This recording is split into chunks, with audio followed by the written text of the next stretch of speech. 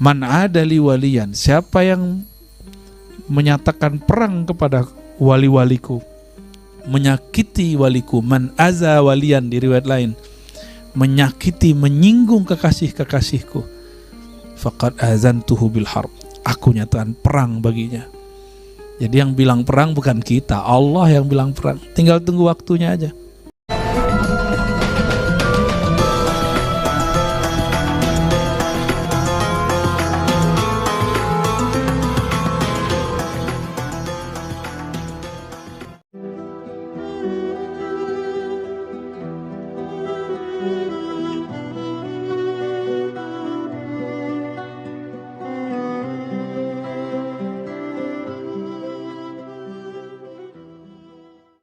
وبسنتهم إلى الإمام ابن عطاء الله السكندري نفعنا الله بعلومه وبعلومكم وبكم في الدارين آمين.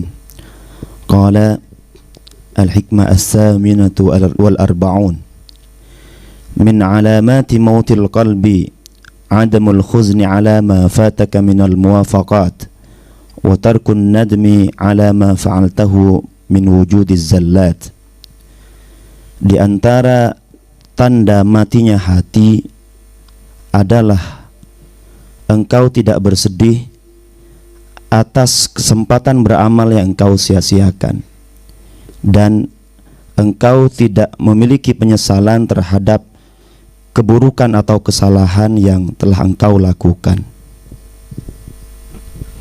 Itu terjemahan, salah satu model terjemahan ya. Terjemahannya nilainya 9, tapi ada yang nilainya 10. Saya sendiri. Enggak lah ya. Kita coba terjemahkan ulang. Min alamati mautil qalb. Ini penting sekali, cara untuk men-screening kolbu kita mati atau hidup. Jadi orang-orang yang belajar ma'rifatullah atau belajar thariqah, jangan-jangan malah tambah mati hatinya. Coba kita lihat ya. Dan ini melanda ustadz, dai, siapa aja bisa kena. Min alamat, di antara alamat-alamat, tanda. Alam bahasa Arabnya tanda. Alam artinya apa? Tanda. Tanda-tanda indikator mautil qalbi. Maut sudah terdapat pada kolbu, mati sudah kolbunya. Adamul huzn, tidak ada rasa sedih, ala ma fataka minal muwafaqat, terhadap yang luput dari muwafaqat. Nah, ini kata kuncinya muwafaqat. Muwafaqat kalau di terjemahan umum itu artinya amal soleh. Namun orang awam kalau disebut amal soleh kebayang sama dia sholat, bukan itu doang. Muwafaqat itu dimulai dari ma'rifatullah, al-iman billah, baru amal. Karena Nabi pernah ditanya, ayul a'mal afdal, apakah amal paling mulia? Lalu Nabi SAW menjawab, al-imanu billah, percaya, iman kepada Allah. Berarti ini amal qalbu. Namun orang awam berpikir banyak sholat, iman tinggi. Bukan begitu. Iman itu seharusnya enggak naik turun lagi kalau sudah masuk. Seharusnya. Jadi iman itu tidak berkurang seharusnya dengan kurangnya taat, tidak lagi melonjak seharusnya dengan naiknya taat, seharusnya. Nah, teman-teman, dalam akidah Ahlus Sunnah, iman itu dibagi 3 ya. Iman ya. Nah, iman ini dibagi 3. Pertama, pokoknya disebut aslul iman, pokok iman. Pokok, kita tulis pokok aja ya. Bahasa Arabnya asal. Pokoknya ini punya cabang. Nah, cabangnya ini apa? Pertama, ikrar. Apa arti ikrar? Udah bahasa Indonesia loh. Mengikrarkan. Yang ketiga baru amal, beramal dengan jawarih, amalul jawarih, bil jawarih. Ya, beramal dengan anggota tubuh. Nah, yang pokok itu ini yang di kolbu, yang pokok ini ada di kolbu. Ya, al-amal itu ada di kolbu, dan yang di kolbu nggak boleh bertambah, nggak boleh berkurang. Kalau bertambah bid'ah, berkurang kufur. Itu. Namun yang bertambah yang mana? Yang nomor 3, amal dengan anggota tubuh. Kalau itu boleh bertambah, boleh berkurang. Ya. Maka seandainya nanti terjebak pada kemaksiatan, pokok imannya nggak hilang. Nah, ini perbedaan kita dengan kelompok-kelompok yang tidak ahlus sunnah. Mereka meyakini bahwa iman itu hilang atau berkurang dengan maksiat. Itu kalam memang ada di kalangan sebagian ulama ahlus sunnah, tapi tidak mu'tabar, ya, tidak mu'tamad, tidak dianggap. Yang dianggap itu iman la yazid la yankus, iman gak boleh naik gak boleh turun, yaitu iman pada pokoknya. Bertambah dan berkurang itu pada amalnya. Nah, ya, jadi gak boleh bertambah yang mana? Yang pokok di mana itu? Di kolbu. Ini nggak boleh nambah, nggak boleh kurang. Maka keyakinan kita nggak boleh berubah dengan pandemi. Keyakinan kita nggak boleh lemah karena kurang sholat tahajud misalnya. Atau misalnya Bang Dik ini terjebak kepada maksiat. Kalau imannya sudah masuk ke dalam kolbu, nggak akan putus asa, pasti balik lagi. Kalau iman sudah masuk, maka sejahat-jahatnya orang, kalau imannya sudah masuk ke dalam kolbu, pasti dia balik. Inilah harapan kita kepada semua umat manusia. Jadi kita nggak boleh berprasangka kepada orang-orang yang maksiat. Begitu juga kalau iman belum masuk ke dalam kolbu, meskipun dia sudah beramal 1000 kali, mungkin yang datang ke Bang Dik itu tadi celananya agak minimalis, hemat ya. Bener Bang Dik? Jenggotnya agak berlebih nggak Bang Dik? Dikit ya. Oh, nggak melihara deh. Oh, berarti dia kurang salafi deh itu ya. Lebih salafi aneh nih. Jenggotnya lumayan. Nah, ini yang harus kita garis bawahi mengenai kolbu. Kolbu itu tabiatnya seperti itu. Maka muwafaqat di sini bisa berarti pokoknya iman atau cabangnya iman. Jadi yang asal di kolbu, nah yang ini namanya cabang ya. Wa tarkun nadam. Ini yang pertama tadi, tidak sedih kalau luput dari muwafaqat, belajar ma'rifatullah, tidak gabung di majelis, malahnya sekarang nyerang majelis ya. Ini teman-teman lagi rame nih, karena ada laporan dulu ikut kita, sekarang nyerang kita ya. Tapi ya sudahlah, kita akan diajarkan salamatus sadar, tidak menyimpan kebencian. Jadi kita nggak perlu benci, mau dicaci mau biarin aja ya. Malah mau dituduh aliran sesat nih Bang Dik. Jadi Bang Dik ini orang sesat nih. Orang kayak Bang Dik itu muka-muka sesat ya. Ya. Saya coba ingat hadis itu, Nabi mengatakan nas'aluka salamatus sadar, kami memohon salamatus sadar ya. Kita ini hanya orang biasa, tapi ilmu yang kita kaji insya Allah ilmu-ilmu para aulia. Insya Imam Nata'ilah wali bukan? Nyakitin wali hukumnya apa? Ini antum gak nyakitin aneh, nyakitin Nata'ilah. Nyakitin wali hukumnya apa? Hadisnya gimana? Hadis qudsi Imam Bukhari, man adali waliyan faqad azantuhu bil harb. Kalau saya bukan, tapi kitab yang saya baca ini kitabnya wali kutub zamannya. Ada yang meragukan kewalian Ibnu Athaillah Sekandari.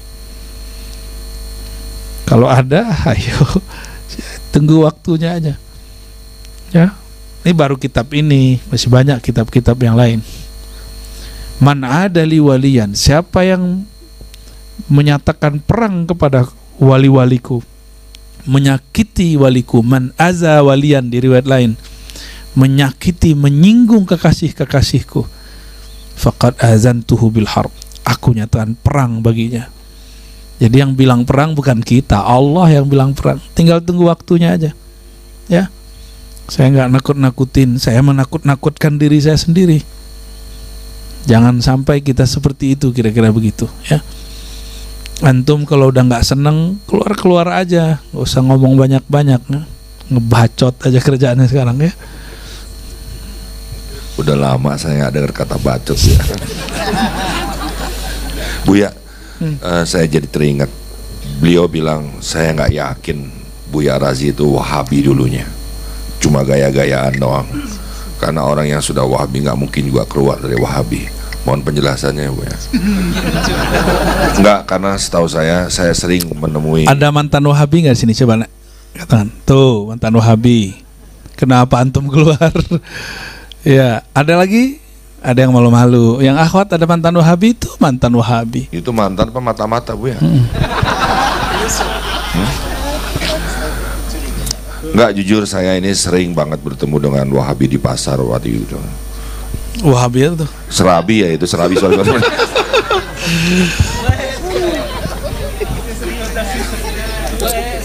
Ada murid pentolan Wahabi udah 13 tahun datang ke rumah. 13 tahun deh. Teman Buya nih. Iya, dia di mana, aku di mana gitu, Bang Dik. Kita di Sumatera, dia di Jakarta. Ya, tobat tuh. Yang nggak akan keluar itu dalam hadis Nabi, dia makai hadis suka-suka dia tuh ya. Jika iman sudah masuk ke dalam kolbu, dia nggak keluar lagi. Itu perkataan Heraklius, hadis Sahih Bukhari. Idza dakhala al-imam bi syashatil qulub la yakhruj. Iman kalau udah masuk ke dalam relung kolbu, dia nggak keluar lagi. Kalau Wahabi kan bukan iman, emang ada rukun Islam jadi Wahabi kan nggak ada. Ya kalau antum mau jadi Wahabi kita nggak ngelarang juga kok, nggak ada paksaan kok. Ya silakan, tafadhol ya. Gimana bahasa Sundanya Bang Dik? Sok atuh gitu. Ya intinya pokoknya gini, yang Salafi dan Wahabi kita nggak marah-marah sama kalian. Bahkan saya ingin mempersembahkan lagu buat kalian, dengarkan ini. Insaflah wahai. Itu bid'ah Bang Dik, haram.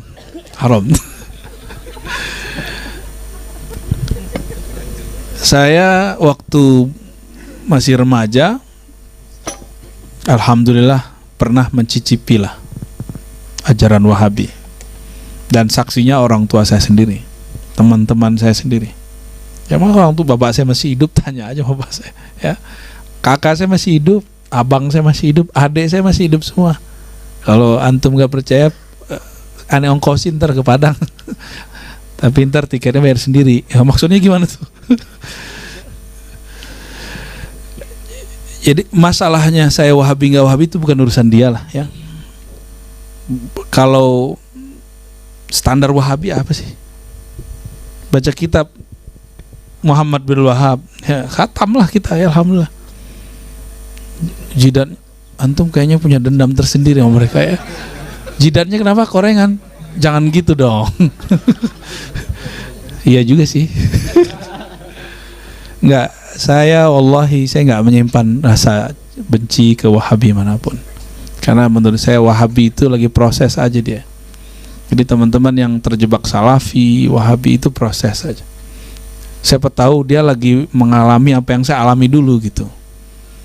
Jadi saya enggak seperti Bang Dodo ini. Bang Dodo ini kalau ketemu katanya mau ente apaan?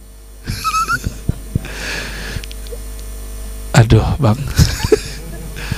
Antum denger gak orang depan ngomong apa? Kalau akhwat dia mau kawinin katanya. Kayak berani aja, sama akhwat MPA aja gak berani dia. Taib.